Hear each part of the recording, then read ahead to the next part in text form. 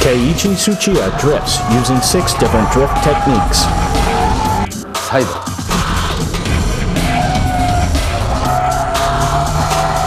シフトロック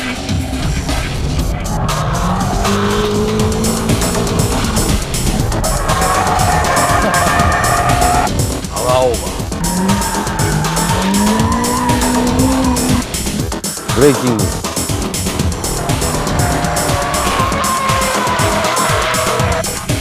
フェイントアクセルオフ In this issue of BMI's special edition, we will focus on the art of drifting performed by the Drift King himself, Keiichi Tsuchiya. We'll go through all 6 basic techniques essential to drifting and further analyze how Tsuchiya is using these techniques from various camera angles. Let us guide you to the world of the Drift King's Drift Bible. First of all, we'll take a look at how a drift machine should be tuned and modified. Looking at this S14 Silvia with limited modifications to only the suspension area, you can say that drifting is not about power. Going sideways, relying on only brute power, is not what Tsuchiya aims for. So how should a beginner set up his or her machine to drift like the king? Okay, so what's the least amount of tuning you need to drift? We had lots of stuff done to our car right here, but you don't need to go all crazy to start drifting. First of all, you have to start with the suspension. Then you should also change the brake pads and brake fluid, but that's about it. And if you're lucky enough to be able to spend some more, upgrading the CPU, exhaust system, seats, steering, and shift knob may be a good idea. And as you improve, maybe changing LSDs might be good in the future.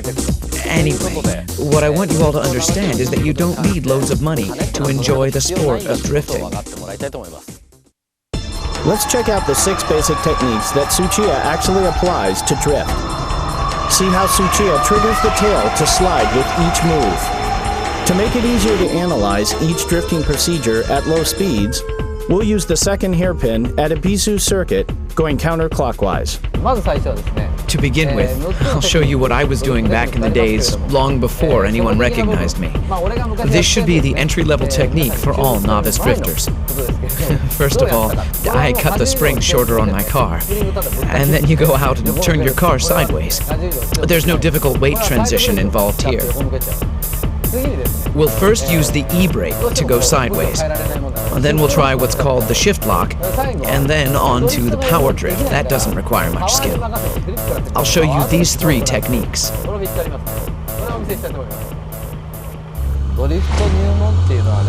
This one's for all beginners. Everyone goes through this stage. I started off doing this too.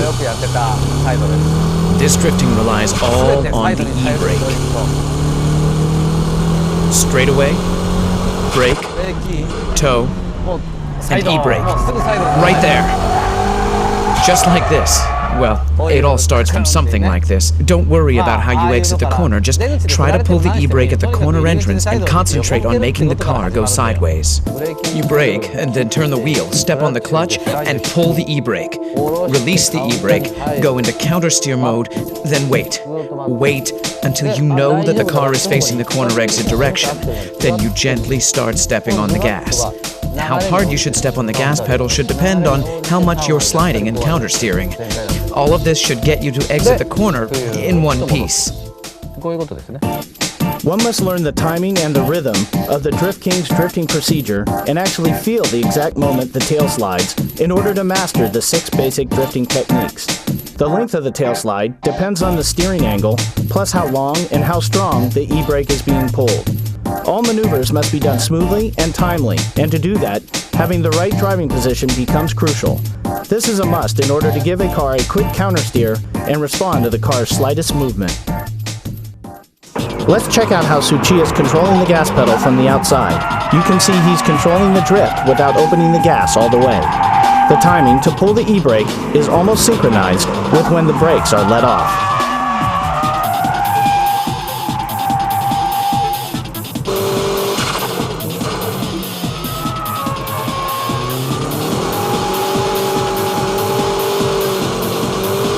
The second technique is the shift lock.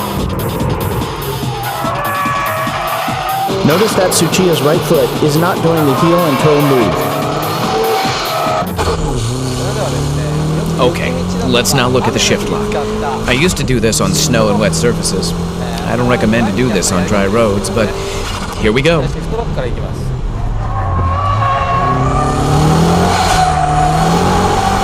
Just like that. Kick the gas all the way in third gear. Brake, steer, then boom. You let the clutch go without using heel and toe. The rear will suddenly lock. Then you slide, counter steer from here. Rest is the same as a side brake drift. The corner entry procedure is the same as the side brake drift. The important point here is when to release the clutch. Tsuchiya lets off the clutch just as he eases off the brake and steers in. His braking only lasts for 2 seconds. It's like brake, brake, gas. The tail slide occurs right as he steers into the corner. This is how the car starts drifting from the corner entrance.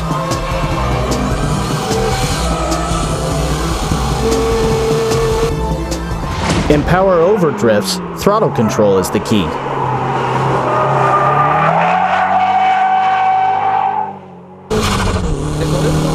I used to do this when I couldn't drift yet. I'd brake like this and try to drift, but I couldn't because I was too scared. So the only thing I could do was to step on the gas all the way at the corner exit. I used to practice this on the snow as well.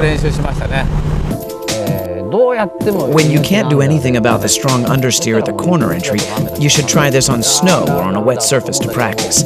Steer into the corner even if you feel the understeer, and at the corner exit, just floor the gas and make your car go sideways, and as you exit, countersteer. This should be the easiest way to drift at the entry level rather than side brake drifting and shift lock drifting. You should practice this on a slippery surface, and remember not to step on the gas until you reach the corner exit point. Because if you give too much gas before this clipping point, you'll end up understeering. In this case, the corner entry is the same as before, gradually opening up the gas until the clipping point. Then Tsuchiya loosens up the gas for a moment, and then he kicks in the gas pedal to get the tail sliding. Power over drifting needs strong front tire grip. This is the reason why Tsuchiya loosens the gas to make the weight shift to the front. By this time, you've mastered the entry-level drifting. And if you're in control of the car's weight transition, you can pull your e-brake lightly. Just a tad so that people watching can't even tell you're pulling the e-brake. Then you'll learn how to drift using shift lock and braking. But this entry level is a good starting point for all beginners. How is the weight transition being done? Let's check out the braking drift.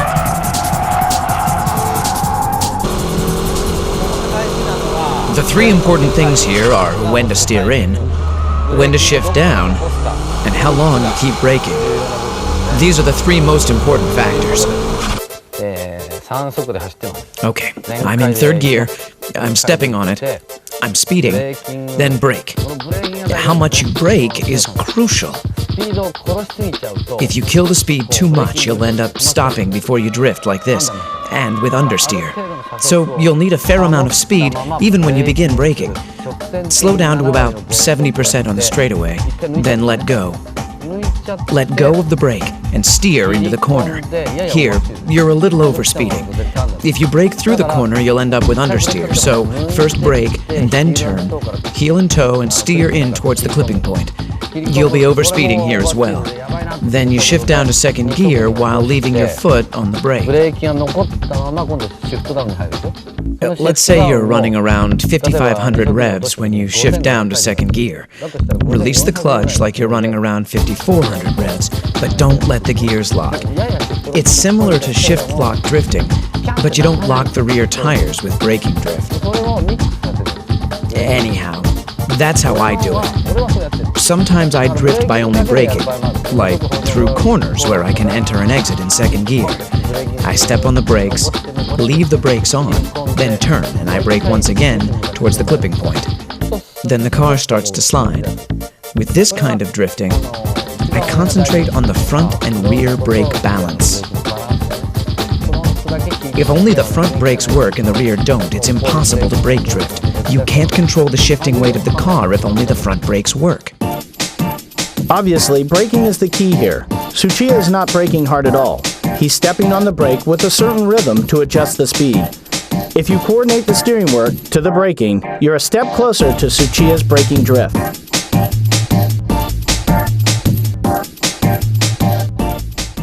Remember, the rhythm of your right foot should be brake, brake, brake, brake, gas.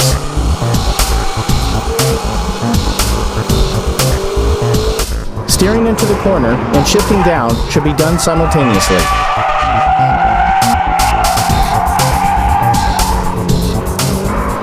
Next up is the fake drift, where you create large weight transition by force. When weight transition is difficult to make just by braking, you shift the weight with a feint movement.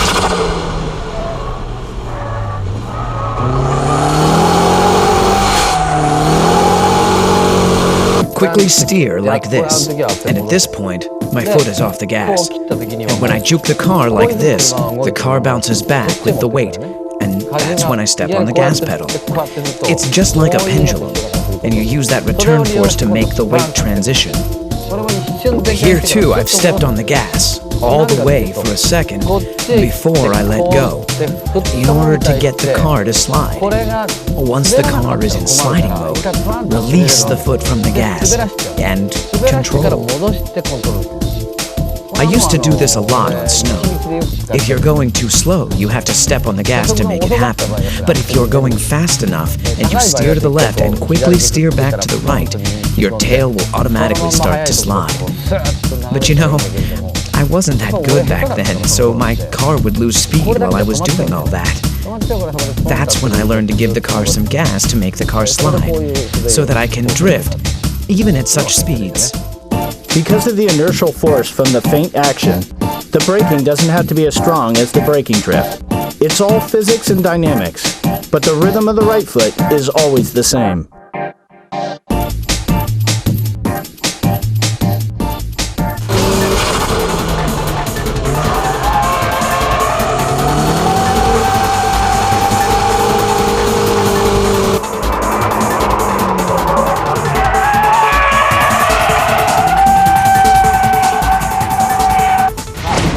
Okay, shall we try this dynamic drifting? This one's pretty difficult, so even professional racing drivers like us can't always get it right. Drifting begins from stepping off the gas, just like the Fuji Speedway's 100R or the final corner at Tsugo.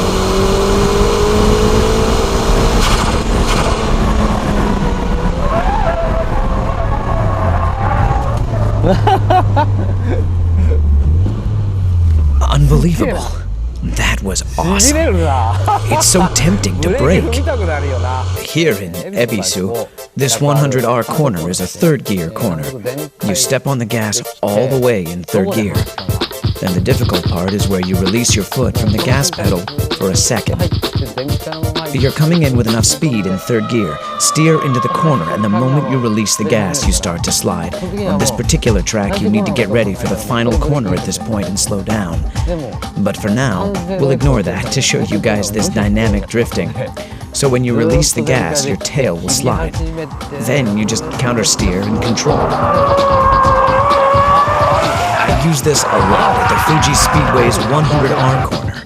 I charge in without braking and just instantly let go of the gas. And when the tail starts to drift, I just counter-steer and slam on the gas as I exit the corner. You do this at the final corner at Tsugo. There are some cars that can plunge into the corner without braking at all. In a Miata, you can dynamic drift at Maze, go right in at full speed, and by releasing the throttle, you can initiate the tail slide. From there, it's just counter-steering and stepping on the gas again at the exit. And that's what I call dynamic drifting.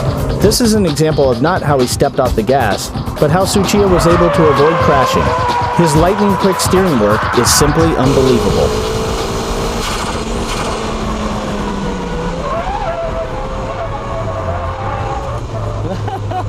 So that was dynamic drifting, which is the ultimate form of all drifting. That wraps up the 6 basic techniques of drifting. I won't recommend the dynamic drifting at the early stages of learning how to drift, since it can be dangerous. With the mastering of all these 6 basic techniques, you too will be able to drift like a pro. The first thing you have to do if you want to take up drifting is not to be afraid. Try to have fun. Don't think too much about weight transition, dynamic drifting, and your suspension setup. Visit a track, go out there and start pulling the e-brake. That's the best way to learn how to drift. After you get the hang of it, try to use all 6 techniques in various corners. Take your car to as many tracks as possible and try different styles of drift. And again, be safe and have fun. The art of Tsuchiya's drifting is that no matter which track it is, or what car he's driving, he can drift beautifully. Why is this possible? Let's see why Tsuchiya is called the Drift King at Maze Circuit.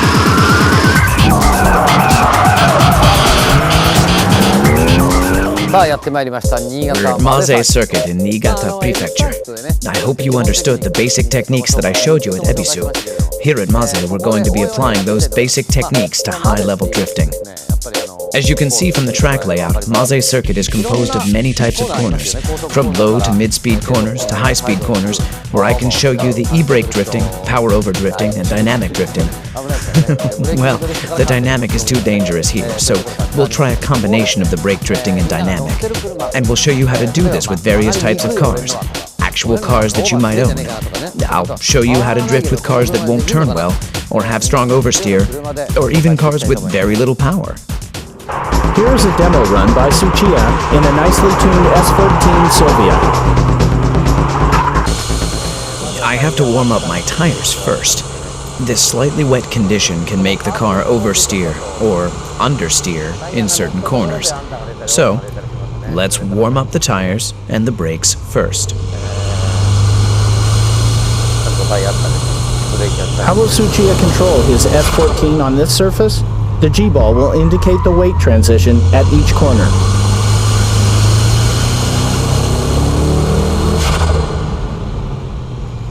It's wet here, so I'll just pull the e-brake to avoid the understeer.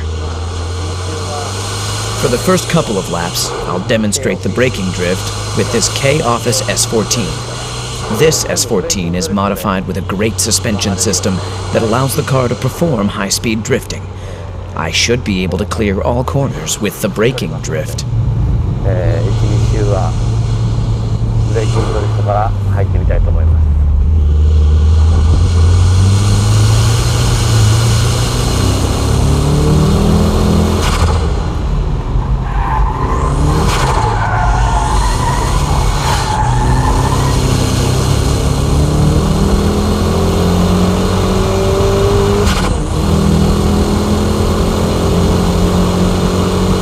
You know, no matter which track you're at, or which corner you're going through, what you have to do is basically the same.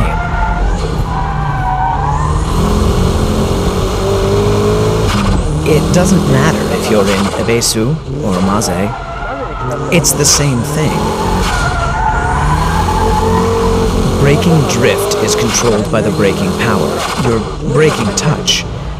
Oh, it's wet here, so I should take it easy. According to the length of each corner, you need to adjust the force of your braking.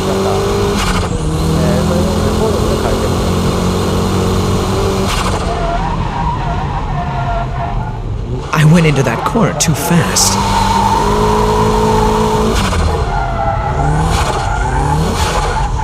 It's all wet here.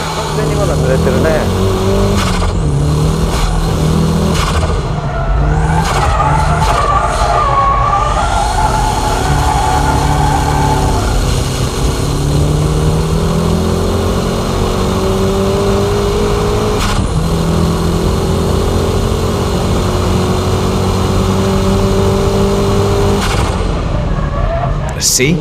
I'm doing the same thing. No matter where I go, this is how I do it. But remember, you have to adjust your speed, braking power, and steering angle for each corner. What do you do when it's all wet like this? Just pull the old e-brake.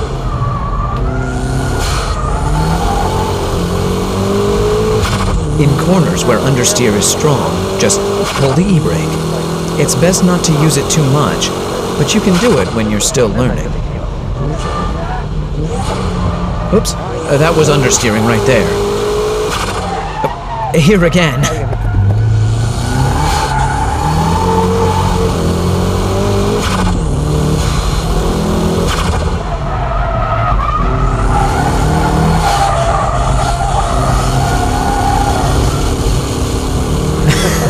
My drifting is a bit wild, isn't it?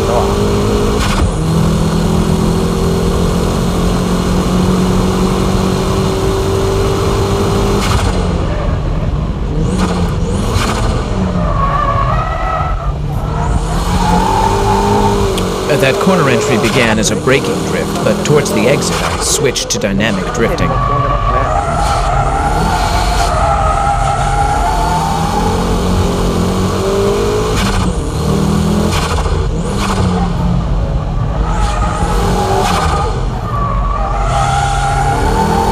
Here I'm power drifting at the exit.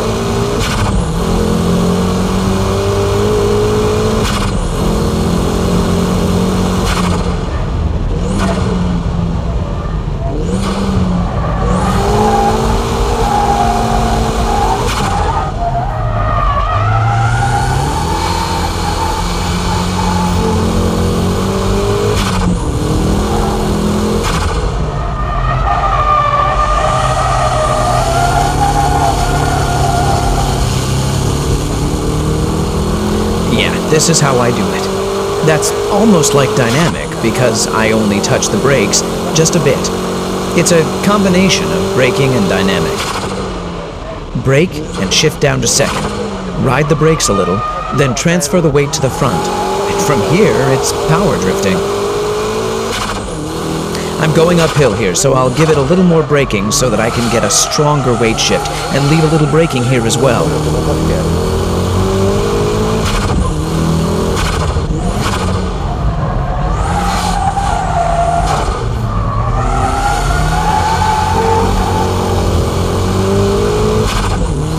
On the S-curves, the faint drift should be used.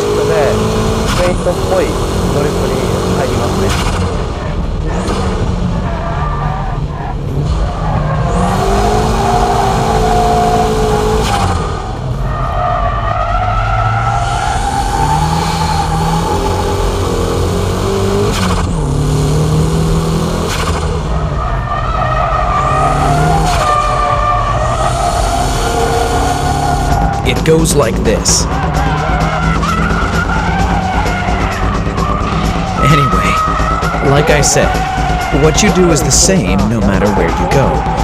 In braking drifts, just remember to leave that foot on the brake until the weight starts to shift, synchronizing it with your downshifting to third and to second gear.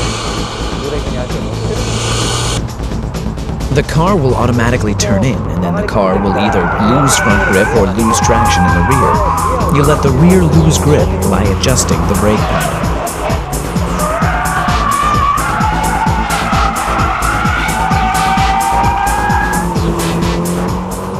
Let's check out how the S14 is acting on this final corner from the outside camera.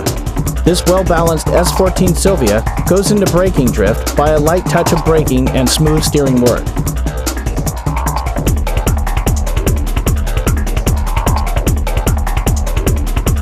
This time, let's check the onboard footage from another lap.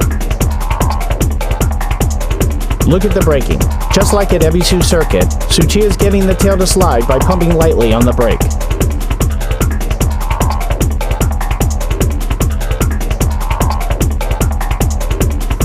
As Tsuchiya countersteers, the G-balls are intact and moving towards the rear very smoothly. A beautiful drift must have smooth weight transition. Pay attention to the angle of his countersteering and throttle control.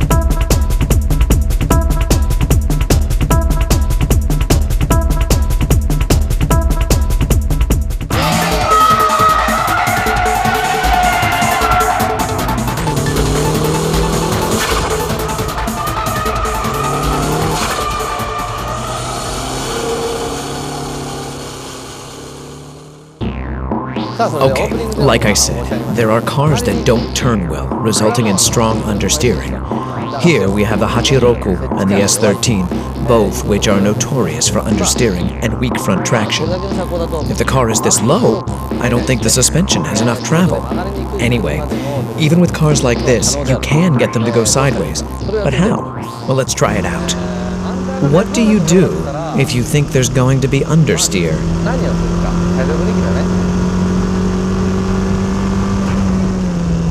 Remember, pull the e-brake. After braking, and if the weight doesn't shift enough, what do? Pull the e-brake. Then you turn, just like this. It's the same here too. If the weight won't shift, e-brake it. It's the same at the next corner as well. No weight shifting, then pull the e-brake. And this time, use the brake pedal to turn back.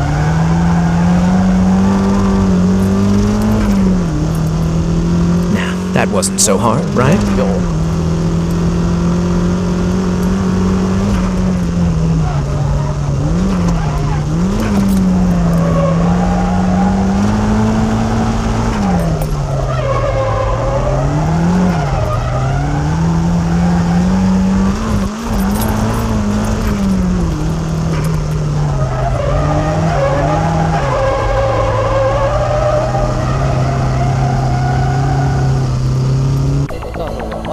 I'm standing here at the first hairpin curve on the Maze circuit. I'd like to demonstrate the different drifting procedures with different cars. The S14 Silvia has good front grip and a good weight up front, which enables the car to turn easily. All I had to do was create and control the weight transition with my braking. In contrast, the S13's front grip is terrible. Yes, like your car, probably. If you install one of K-Office suspensions, it will go away, but I'm not here to advertise my product, so let's move on. Okay, you start. This is the first corner. You're climbing up to around here, and understeer is strong going uphill. And with the S14, I could easily turn into the corner with a little steering work, and by riding the brakes a little. The S13 and the Hachiroku won't turn enough because it needs more front-end weight. So what do? I give it stronger braking in order to create stronger weight shift to the front. Actually, the braking I do here is the equivalent to how long and strong I brake with the e-brake. Remember, always to shift more weight towards the front end. So here you're going uphill, and when you reach the top, you start braking. And as you turn into the corner, ride the brakes longer compared to what you would do on an S14. Then the rear end will start to slide. From here, you just smile and step on the gas to power drift right out from the corner. Next up is a champion for oversteering, the MR2. I mean, these types of cars won't stop once it starts going around. Just like the NSX, these mid-engine layout cars have light front ends and heavier rears, which makes them spin happy. Oof, that was close. When I ride the brakes like I did with the S14, this happens. Adjusting the pressure you brake with and how long you brake entering the corner is the key here. The difference between the S14 and the MR2 is the braking power you apply.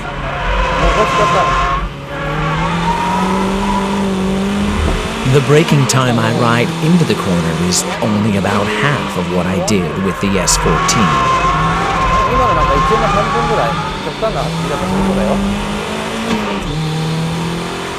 Right here, I quit braking already.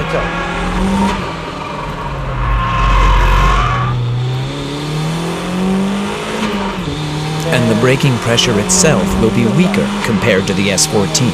Of course, the method to decrease speed is exactly the same, but here, you leave the brakes on. That's the difference.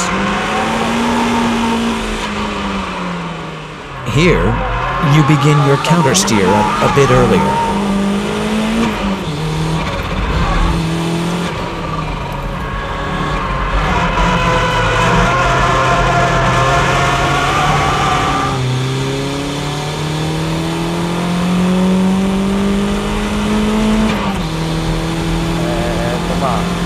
That's how you keep control and drift with understeer.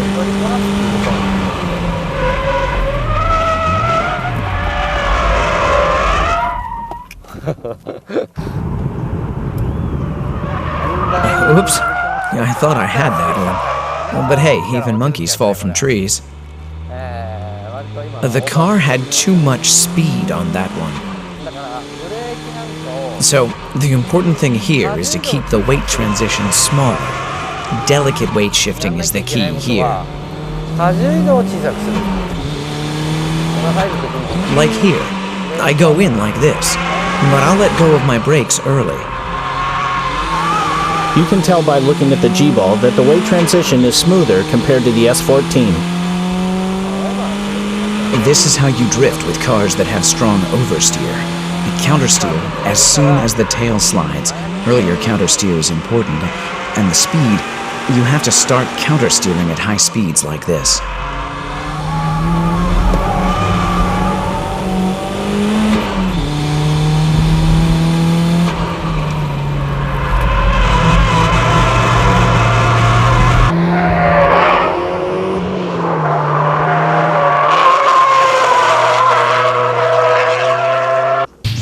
That's how you drift with oversteer cars like the MR2. The difference between the cars I've shown today is like this. The S13, the car with strong understeer, needs big weight shifting.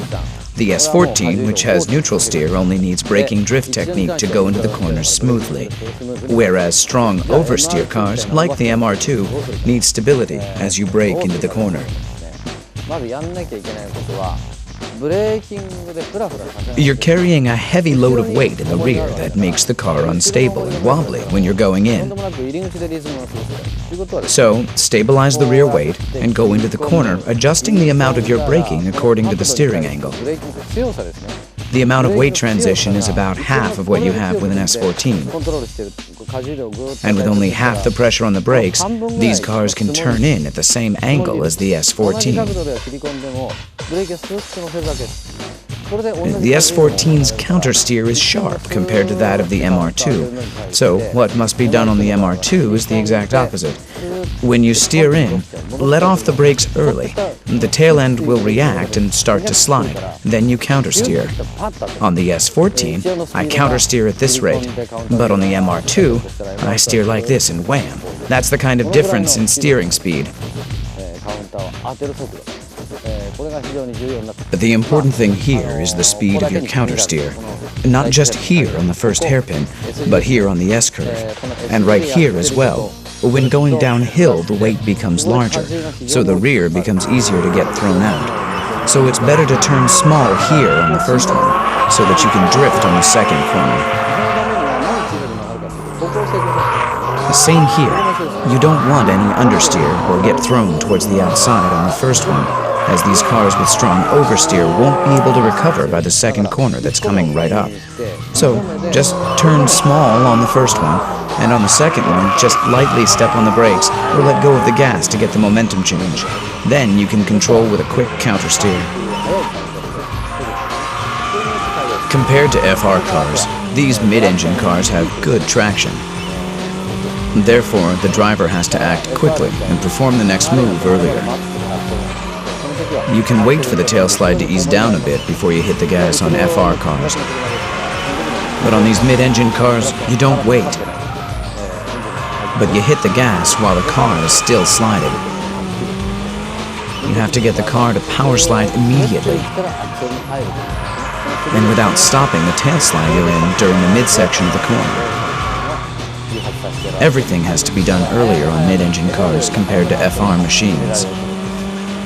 Mid-engine cars, like the MR2, have heavier loads towards the rear compared to FR cars. So mid-engine cars tend to have a stronger grip with the rear tires. Hitting the gas early makes the rear tires lose traction, which enables the car to slide and drift.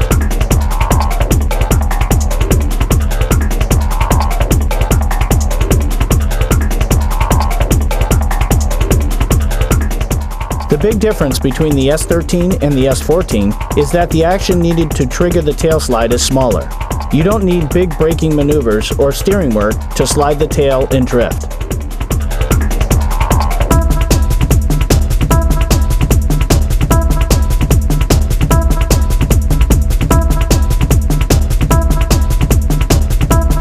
Further, by checking the different laps, you can see Tsuchiya stepping on the brakes with more pressure, but the tail doesn't slide. So he gives it gas, but even that doesn't make the car slide. The last thing he did was letting off the gas to get the car to go sideways. This proves how Tsuchiya can instantly change his applied techniques according to the situation he is facing.